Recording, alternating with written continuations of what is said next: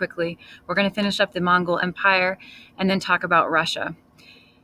Note number 4 is that the Khanate of Kipchak had a lasting impact on Russia. Russians called the Mongols the Golden Horde, and pretty much that Khanate isolated Russia from the rest of Europe, was their decision.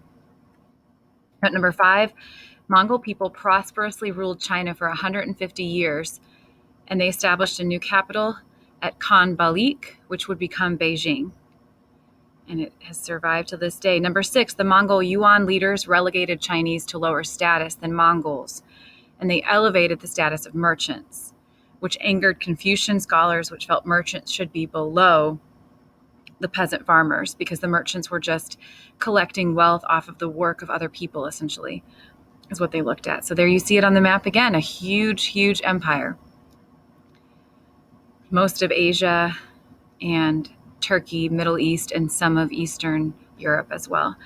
Note number 7 is that the political stability, as we said, is called the Pax Mongolia.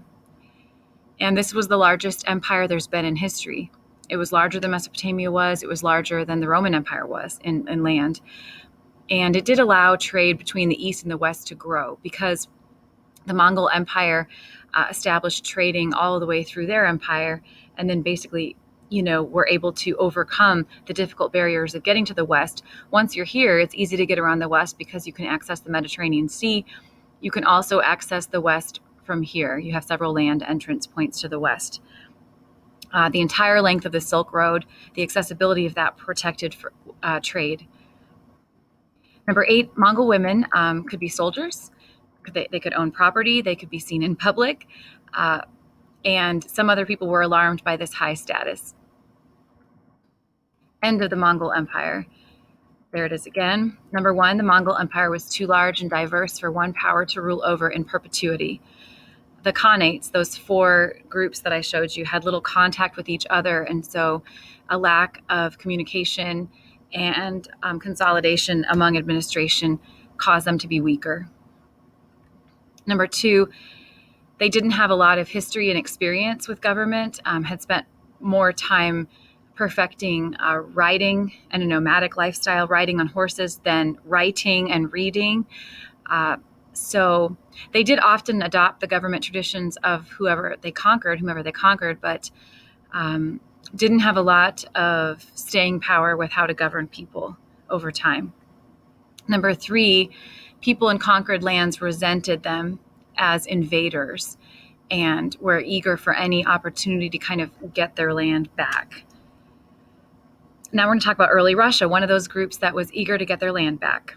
So early Russia, and this is a recent picture of St. Basil's Cathedral to kind of show you that Eastern Orthodox influence in architecture in Russia. The Eastern Orthodox missionaries were the ones to give Russia an alphabet. Russia notes. Russia is on 2 continents, Europe and Asia, both claim it. It's an enormous Great Plain with extremely cold winters. Never get involved in war in Russia in wintertime. It has good farmland.